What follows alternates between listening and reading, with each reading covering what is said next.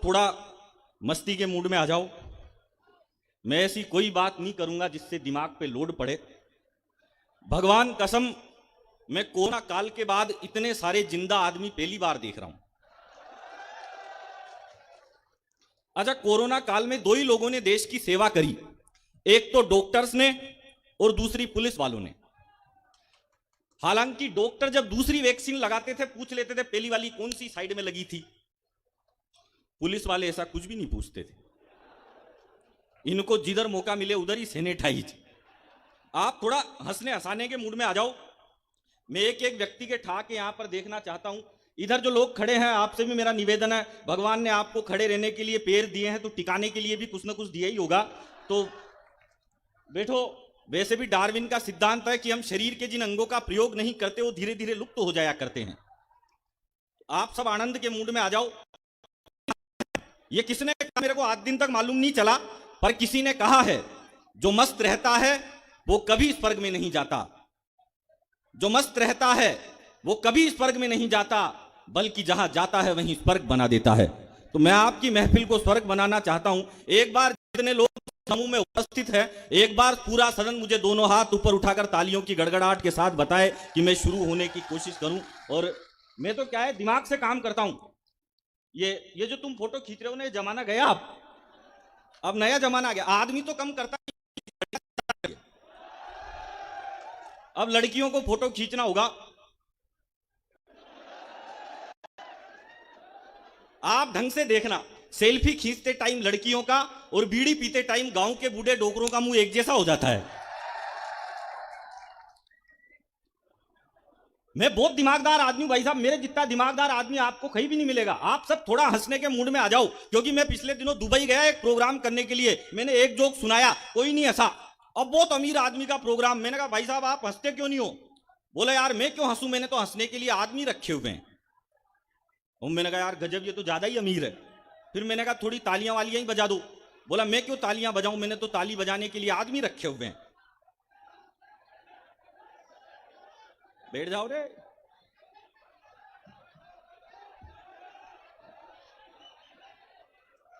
जो बैठ जाएगा उसकी अगले साल नौकरी लगेगी। बहुत सारे तो तब भी नहीं बैठ रहे।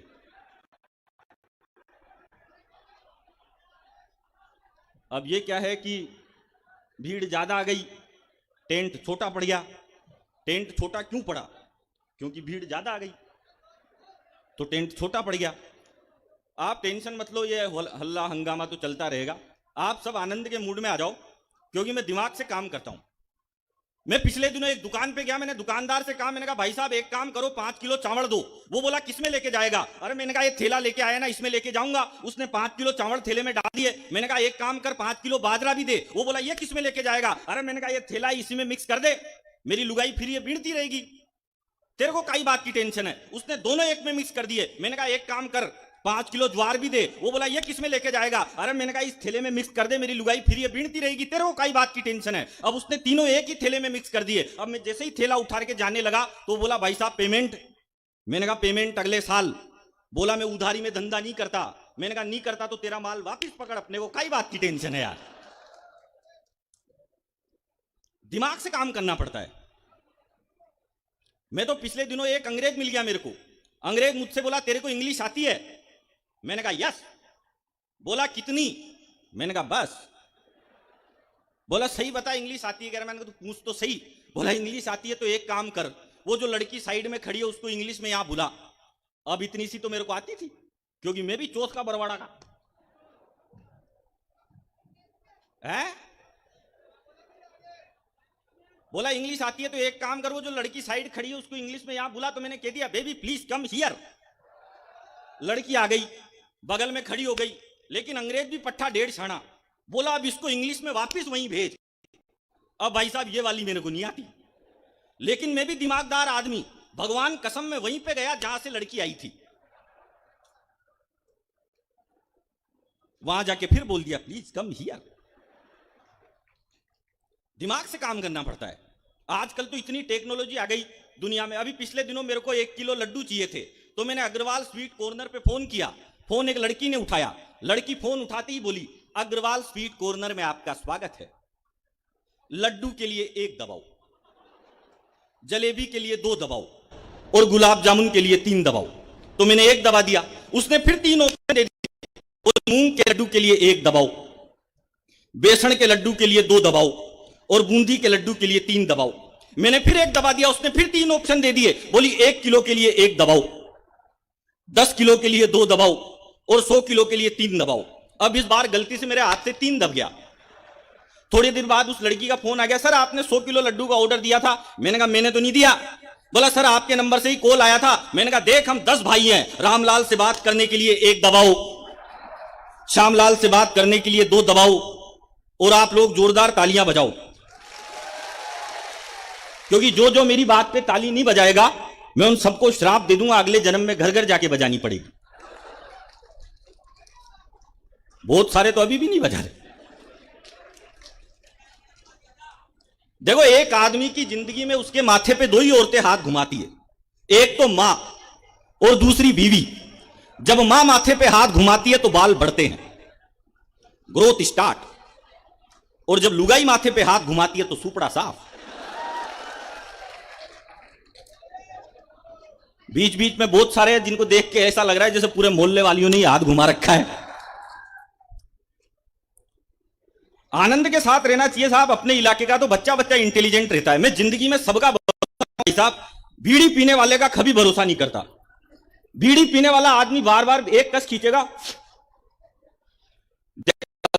नहीं बोल रहा, वो वहां भी धर्म ढूंढ लिया उसने। इतनी टेंशन ही नहीं पालनी चाहिए। अपने तो क्या है, अपने इंडिया में और अमेरिका में एक फर्क है। मोची के पास जाएंगे, वो जूते के रगड़ रगड़ के 10 मिनट तक पुलिस करेगा। अब अमेरिका में ऐसे नहीं करते। अमेरिका में तो क्या है, डायरेक्ट मशीन में पांव डालो और पुलिस होके आ जाएगी, फिर दूसरा पांव मशीन में डालो, उसके भी पुलिस होके आ जाएगी। लेकिन संकट ये होता है जैसे ही आप दूसरा पांव डालो, मशीन पांव पकड़ लेती है, फिर उसमें सिक्का डालो, जब पांव छोड़ेगी। तो डॉक्टर साहब के साथ ही गया था मैं अमेरिका।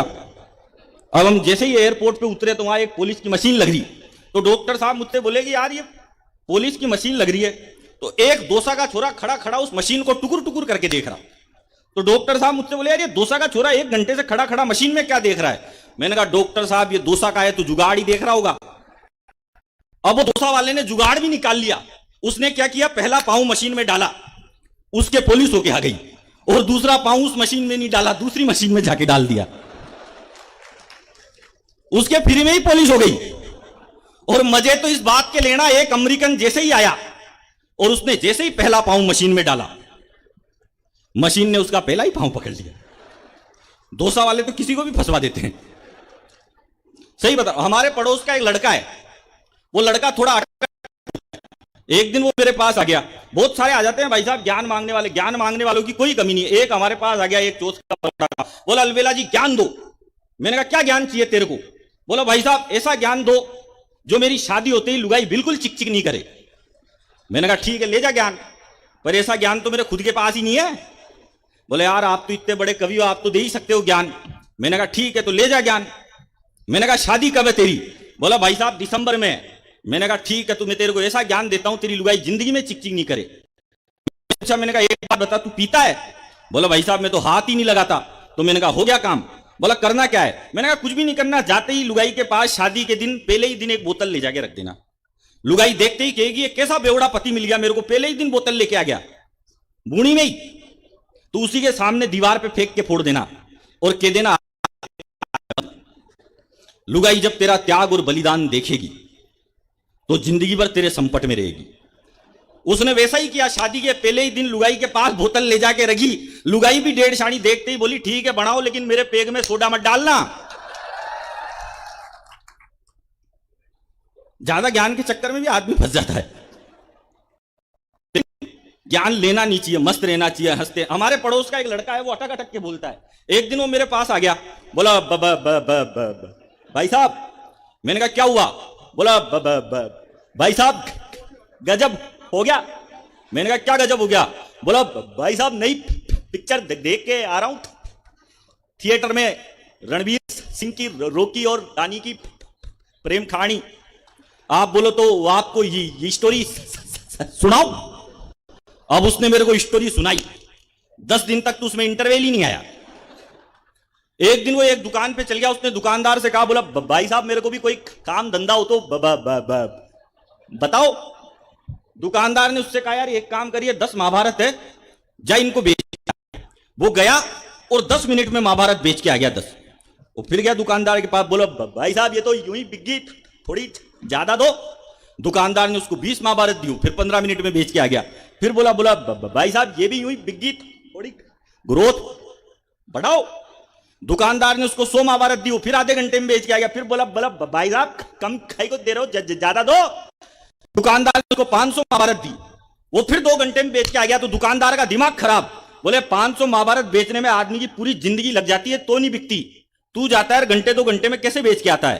तो बोला भाई साहब इसमें करना क्या है, घर घर जाता हूं, दरवाजा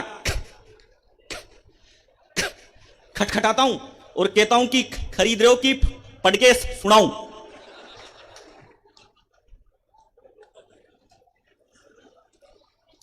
एक दिन फिर आ गया मेरे पास, बोला भाई साहब छोड़ दी मैंने रामायण महाभारत सब बेचना बंद, अब तो मेरी नई नौकरी लग गई। मैंने कहा नई नौकरी किसमें लग गई तेरी? बोला भाई साहब नई नौकरी मेरी रेलवे में लग गई। मैंने कहा रेलवे में किस चीज की नौकरी लग गई रे तेरी? बोला भाई साहब रेलवे में मेरी अनाउंसमेंट करने की नौकरी लग गई। अब उसने अनाउंसमेंट किया, बोला राजधानी एक्सप्रेस प्लेटफॉर्म नंबर 3 पे आई थी, वापस गई। एक दिन वो क्रिकेट का मैच खेलने चला गया। अब क्रिकेट के मैच में उसको डायरेक्ट कप्तान बना दिया। कप्तान बनाया तो अंपायर ने उसके सामने सिक्का उछाला, बोला मांग हेड मांगेगा कि टेल मांगेगा। अब सिक्का आसमान में, यही उसके तो जो आ गया जो ही असल है। थोड़े दिन बाद उसने 20 दोस्तों के साथ एक ऑफिस खोला 20वीं मंजिल पे, उसमें लिफ्ट नहीं थी। अब पहले ही दिन इनॉग्रेशन करने के लिए जाना, उनने जैसे ही गाड़ी पार्क करी तो गाड़ी पार्क करते ही बोला ऊपर बाद में चढ़ना, पहले मेरी बात सुनो। अरे बोला तू बहुत देर लगाएगा, बाद में बोलना, अभी 20 मंजिल चढ़ना है, लिफ्ट भी नहीं है। तो 2-3 मंजिल चढ़ गए, फिर वो बोला बात तो सुनो। अरे बोला तू बहुत देर लगाएगा, फिर 7 फ्लोर चढ़ गए, फिर बोला सुन तो लो। अरे बोला तू बहुत देर लगाएगा, फिर 20 फ्लोर चढ़ गए सब। तो 20 फ्लोर चढ़ते उनने सबने आपते आपते पूछा उससे, बोला अब बता भाई तू क्या बोल रहा था? बोला मैं तो ये बोल रहा था कि ऑफिस के ताले की चाबी तो नीचे कार में ही रह गई। आदमी कभी भी उलझ जाता है, उसका पता नहीं रहता। मैं 4 लाइनें आपको सुनाता हूं कि वो हम ही थे जो बचपन में बचपना भूल गए थे, वो हम ही थे जो बचपन में बचपना भूल गए थे, वो हम ही थे जो 23 साल की उम्र में फांसी के फंदे पर झूल गए थे। और आपको लगे कि मैं ठीक बात कहता हूं, एक बार पूरा सदन तालियों की गड़गड़ाहट के साथ बताना मुझे। रुको अभी एडवांस पेमेंट मत करो।